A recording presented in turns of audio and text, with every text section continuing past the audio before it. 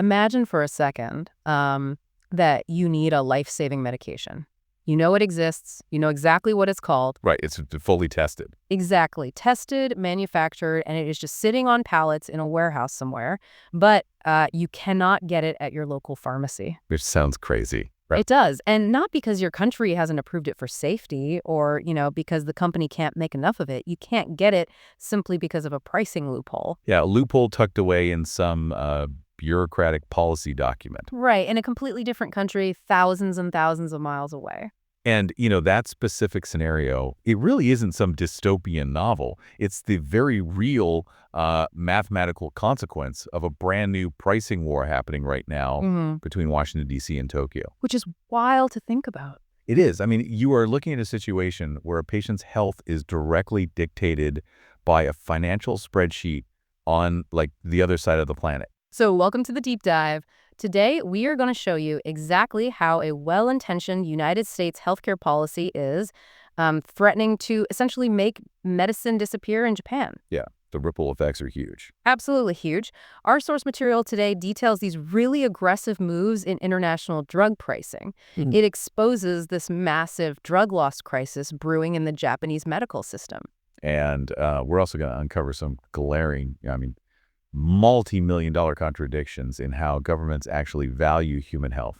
Because at the end of the day, while international drug pricing policy sounds, pretty dense, it is actually a thrilling high-stakes game of global economic chess. Oh, for sure. We have to really analyze the mechanics of national budgets colliding with the strategies of these massive pharmaceutical giants. Right. Because the consequences for patients who get caught in the middle of these macroeconomic shifts, well, they are profound. Okay, let's unpack this. To understand why a specific cancer treatment or, say, a rare disease drug might simply vanish from Japanese hospitals, we first have to travel over to Washington, D.C. Right, into the heart of U.S. policy. Exactly. So our sources introduced this concept called the MFN drug pricing model. And MFN stands for Most Favored Nation. Which is a very trade-focused term. Yeah. And the core philosophy behind this is just aggressively America first. The U.S. government is essentially planting its flag and declaring, we refuse to pay a higher price for a drug than the lowest price paid by any other developed nation. And if we connect this to the bigger picture, the underlying economics driving this are just impossible to ignore. Because American prices are so high. Oh, notoriously high. The financial burden on the American public regarding prescription drugs is staggering. The United States pays by far the highest prices in the world for pharmaceuticals. Right, which we've all felt at the pharmacy counter. Exactly. So because of that reality, the political pressure to bring those costs down is just relentless. Lowering drug prices isn't just a talking point anymore. It's a structural necessity for the U.S. economy at this point. And it's funny because, the Trump administration actually attempted to force this exact kind of most favored nation policy back in 2020. Yeah, they did. And they hit a brick wall. A massive barrage of industry lawsuits immediately halted them. The pharmaceutical lobby basically built this seemingly impenetrable wall. But reading through these recent 2026 documents, that wall has completely collapsed. Which is a huge shift. According to a White House fact sheet released on April 23, 2026, the administration secured a massive breakthrough. Yeah, the dominoes finally fell. Regeneron just became the 17th major pharmaceutical company to officially agree to this MFN pricing model. And, when you look at the other 16 companies on this list, it is staggering. It's basically everyone. It really is. We were talking about Pfizer, AstraZeneca, EMD Serono, Eli Lilly, Novo Nordisk, Amgen. Bristol Myers Squibb. Yeah. Boehringer Ingelheim, Genentech, Gilead Sciences, GSK, Merck, Novartis, Sanofi, Johnson & Johnson, and AbbVie. Wow. I mean, when you hear those names, you aren't just hearing a list of corporations, right? No, it's the entire industry. Exactly. You are looking at the architects of modern medicine agreeing to let a foreign standard dictate their domestic American revenue. Those companies represent the absolute lion's share of the global market. So, to visualize the mechanics of this, I like to think of it like a global retail price match guarantee. Oh, that's a good way to put it. Like if you walk into a big box hardware store to buy a refrigerator and you show them a competitor's flyer offering the same fridge for 20% less, the store matches the price, right? To secure your business. Right, exactly. The MFM model is exactly that, but instead of a kitchen appliance, it is a multi-billion-dollar pharmaceutical industry. The United States is the customer walking in with a flyer from every other developed nation saying, give me the discount. But enforcing a price match guarantee on a multinational scale, that requires a very precise, very aggressive mechanism. Because they can't just ask nicely. Right. The U.S. government can't just say pretty please. They have to extract it systematically. Enter the CMS, the Centers for Medicare and Medicaid Services, and their brand new weapon, which officially rolled out in 2025. Yes. The model. They call it the generous model. Yeah. And I have to pause here and point out that in the dense world of government acronyms that usually require a military decoder ring to understand, generous is literally just the English word. Yeah, our sources note it is not an acronym for anything. It's just the word. Which is so funny to me. The bureaucratic irony is pretty thick there, considering the immense financial pressure it actually applies to the pharmaceutical sector. So here is the actual mechanism for this supposedly generous model. The CMS continuously monitors the public drug prices in 8 specific reference countries. And those are a very specific set of wealthy nations. Right, so those countries are the UK, France, Germany, Italy, Canada, Japan, Denmark, and Switzerland. Okay. If the U.S. price for a given drug is higher than the price in those countries, the CMS mathematically calculates the difference. And then they slap an additional rebate on the pharma company. So it's basically a forced discount. Exactly. A forced discount to make the U.S. price match the lowest price on that 8-nation list. And those resulting rebates go directly back to state Medicare and Medicaid programs. Well, and from a domestic policy standpoint, Yeah. it's a devastatingly effective maneuver. I mean, Medicare and Medicaid possess immense, unparalleled purchasing power. Right. By extracting these forced rebates, the U.S. government is clawing back billions of dollars directly from pharmaceutical revenues to fund their own domestic safety nets. But wait, this is what I don't get. Out of those 8 wealthy countries, the UK, France, Switzerland, who actually has the cheapest drugs? Who is setting this international floor? Well, the answer is almost universally Japan. Really? Sure. Japan. Yeah. Japanese drug prices reliably sit at the absolute bottom of that reference list. That seems so counterintuitive. I mean, Japan is a wealthy, highly developed nation with a rapidly aging population. They consume a massive amount of medication. Why is Japan so much cheaper than Canada or Germany? It really comes down to the structural survival of their universal healthcare system. Japan has incredibly strict, state-controlled pricing policies. Oh, I see. Yeah, these policies are designed specifically to prevent their national health insurance from going bankrupt. They actively, aggressively force prices down during negotiations. Wow. And, furthermore, you have to factor in macroeconomic currency fluctuations. Right, the exchange rates. Exactly. When the Japanese yen is weak against the U.S. dollar, those already low domestic prices look even cheaper when the CMS runs the exchange rate for their generous model spreadsheet.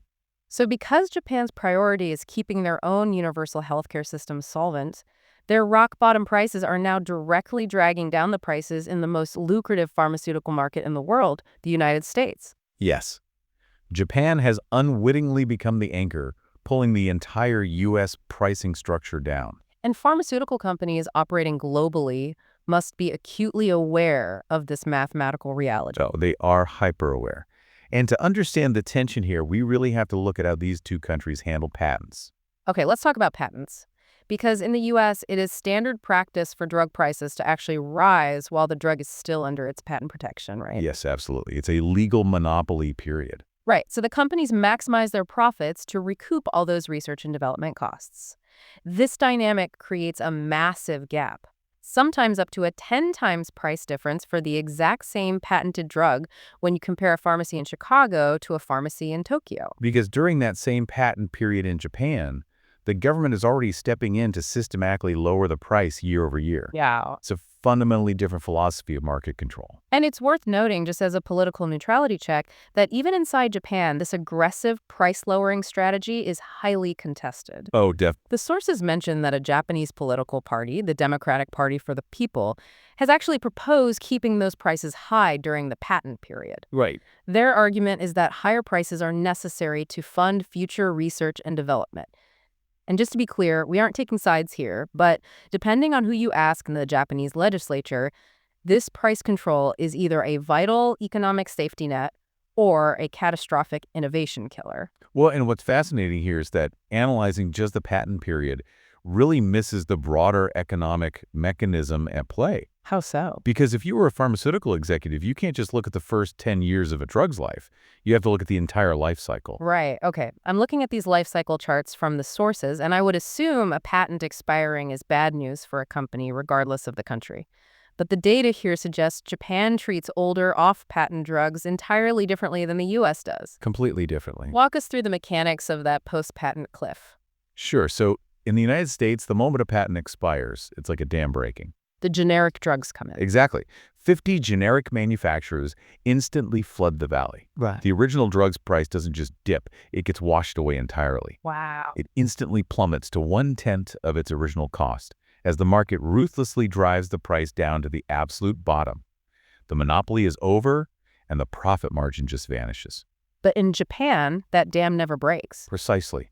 In Japan, while prices are gently lower during the patent period like we talked about, they do not experience that catastrophic post-patent freefall. Okay. After the patent expires, these drugs become categorized as long-listed products. The Japanese government actively maintains a relatively high, stable price for these older drugs for a very long time. Wait, so the Japanese government basically overpays for old drugs to compensate for underpaying for new ones. You've hit the nail on the head. It's a completely smoothed out economic curve compared to the volatile boom and bust cycle of the American market. Yes.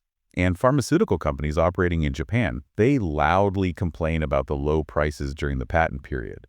But, they very quietly enjoy the benefit of those stable, subsidized prices long after the patent expires. I bet they do. They essentially want the best of both worlds. They want the unchecked monopoly prices of the United States combined with the gentle, artificially profitable post-patent slope of Japan. But you can't have both. No. You cannot mathematically sustain U.S.-style patent monopolies without accepting U.S.-style post-patent generic crashes. Which brings us to the brutal business calculation facing these pharmaceutical titans. Right. So what does this all mean? You have the U.S. demanding Japan's low prices via the generous model. Yep. You have Japan insisting on keeping prices low to save their healthcare system. Right. If you are sitting in a boardroom at Pfizer or Novartis, how do you solve that equation? Well, you solve it by removing the lowest variable from the equation entirely. And that variable is the Japanese patient. Sadly, yes. This leads to the ultimate consequence outlined in our sources. They call it drug loss. If launching a new, highly effective drug at a cheap price in Tokyo means that your company is legally forced to surrender billions of dollars in the United States because the CMS generous model triggers a rebate. Right. The logical business decision is to simply never launch the drug in Japan. The math is undeniable. The United States market is far too lucrative to sacrifice. Yeah. If a company must choose between maintaining their premium U.S. price and offering the drug to the Japanese market at a steep discount that then cannibalizes their U.S. revenue, Japan loses every single time. And this is no longer a theoretical projection, right? The source material confirms this is actively happening right now. It's very real. Yeah. U.S. and European pharmaceutical groups have issued official, highly aggressive statements to the Japanese government. Really aggressive. They are explicitly urging Japan to raise their drug prices, and they are threatening that Japan's low prices are actively interfering with their global business strategies. Which, interfering with global strategies is basically the polite corporate translation for a coordinated boycott. Exactly. It is an explicit threat to skip the country entirely. Meaning highly effective, high-revenue drugs will intentionally be kept out of the hands of Japanese doctors. Yep. And to show you how bad it got, the sources detail a specific Japanese policy called market expansion repricing. Wait, looking at the mechanics of this rule, you're saying the Japanese government actively punished companies for making a drug that worked too well. That is exactly how it functioned, yes. That's insane. If a pharmaceutical company launched a drug in Japan and it sold surprisingly well, meaning, it was highly effective and widely prescribed, Right, people actually needed it. the government would automatically trigger a massive price drop as a penalty for exceeding initial sales projections. Oh my They God. penalize success to protect the national budget. That is astonishing. If you create a blockbuster drug that cures thousands of people, your reward is having your profit margins slashed overnight. And obviously, it was incredibly damaging to the prospect of launching drugs in Japan. The threat of drug loss became so severe, and the pharmaceutical boycott became so real that the Japanese government was forced to completely abolish that market expansion repricing rule in 2025. Just to stop the bleeding. Exactly. because you simply cannot run a modern healthcare system if the newest, most effective treatments for cancer or rare genetic diseases are systematically diverted away from your borders. At this point, if you are listening to this right now, you might be feeling a deep sense of sympathy for the Japanese government. Sure, makes sense. They are desperately trying to maintain universal coverage for an aging population, and they are getting squeezed by global pharmaceutical monopolies on one side and aggressive American trade policies on the other. But here is where it gets really interesting. Oh yeah, the source material flips the script entirely here. It really does. The data reveals a massive multi-million-dollar contradiction in how Japan actually spends its healthcare budget. The hypocrisy buried in their spending data is it's pretty striking. It completely undermines Japan's central defense that they simply lack the capital to pay fair international prices for medications. Because while Japan is aggressively forcing down the price of conventional proven drugs, they are simultaneously handing out absolute blank checks for an entirely different category of treatment. Right, regenerative medicine. Regenerative medicine. To grasp the scale of this contradiction, how does this actually work? What is Japan doing differently here? You have to look at Japan's conditional early approval system. Yeah. This is a regulatory pathway that completely bypasses the global scientific consensus on how drugs should be tested. Okay, because we hear about clinical trials all the time in the US and Europe, Yeah. right? Phase 1, phase 2, phase 3. How does Japan's conditional approval actually bypass that standard scientific method? So in the standard global model, phase 1 tests for basic safety on a tiny group of people. Right. Phase 2 tests for dosing and initial efficacy. And then phase 3 requires massive, incredibly expensive double-blind trials on thousands of patients, basically to mathematically prove the drug actually cures the disease better than a placebo. Which takes years. Years and billions of dollars. But Japan's conditional system essentially allows companies to sell regenerative therapies, like complex stem cell treatments, after clearing only the equivalent of a phase 1 or maybe an early phase 2 trial. Wait, really? So they just skipped the massive phase 3 efficacy trial entirely? They allow the company to sell the treatment commercially to the public at full price, simply based on a small trial showing it probably won't hurt the patient. Wow. The idea is the company is supposed to gather efficacy data while selling it. That's a huge gamble. Huge. They are approving treatments that would be instantly rejected by the FDA in America or the EMA in Europe due to a lack of rigorous, large-scale proof that they actually work. But why would a highly advanced medical system like Japan's take such a massive scientific gamble? You'd think a country obsessed with cost saving wouldn't fund unproven science. It comes down to intense national pride and a desire for global economic dominance in a new sector. Ever since the Japanese scientist Dr. Shinya Yamanaka won the Nobel Prize for his groundbreaking work in stem cell research, the Japanese government has been desperate to leverage that prestige. So they want to be the world leader. Exactly.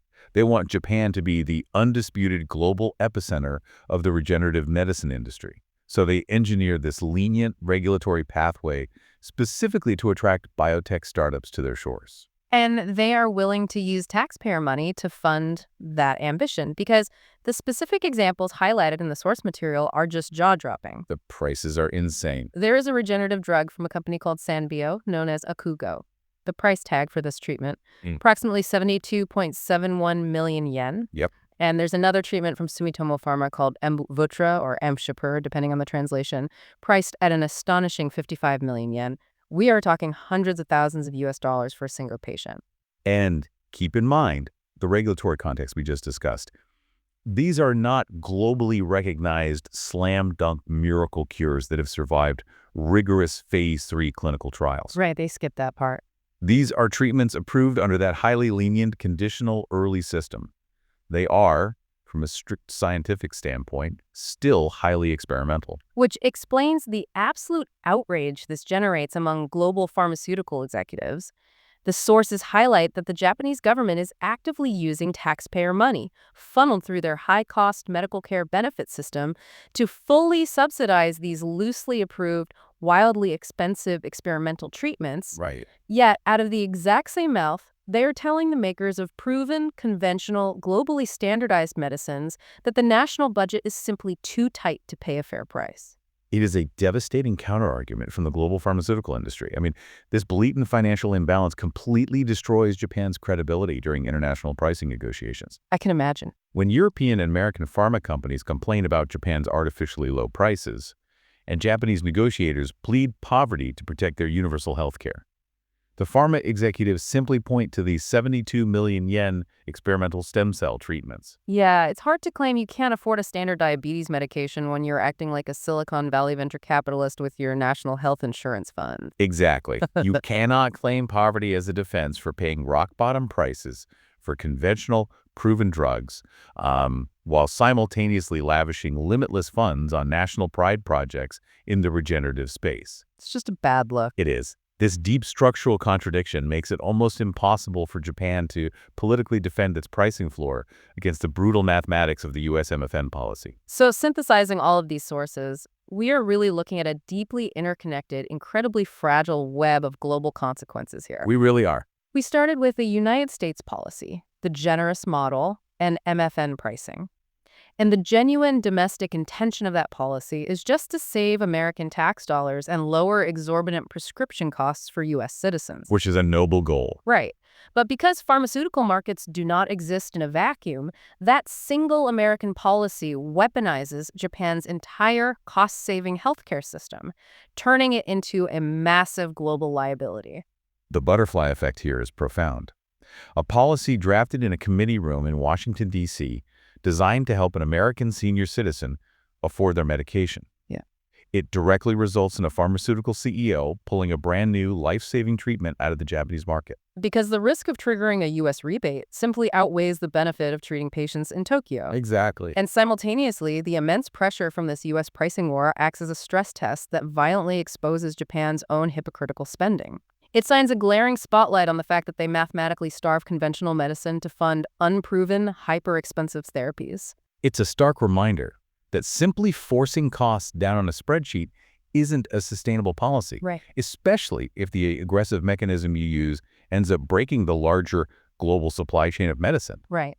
The era of isolated domestic healthcare is, well, it's over. The mechanics of these policies prove that you cannot regulate a multinational industry strictly within your own borders without triggering catastrophic ripple effects worldwide. Which leaves you with a final thought to chew on as we wrap up today's deep dive. We instinctively view our national healthcare systems, whether it's Medicare in the United States or universal healthcare in Japan or the NHS in the UK, as these protective, localized bubbles. Right, we think of them as local. We assume they exist solely to take care of their own citizens, governed by their own elected officials. But if a single signature on a policy document in Washington, D.C., attempting to close a domestic pricing loophole can mathematically dictate whether a patient in Tokyo gets access to a life-saving cancer drug, how truly independent is any nation's healthcare system in today's hyper-connected global economy? That is the multi-billion-dollar question every policymaker must answer. Thanks for taking the plunge with us today.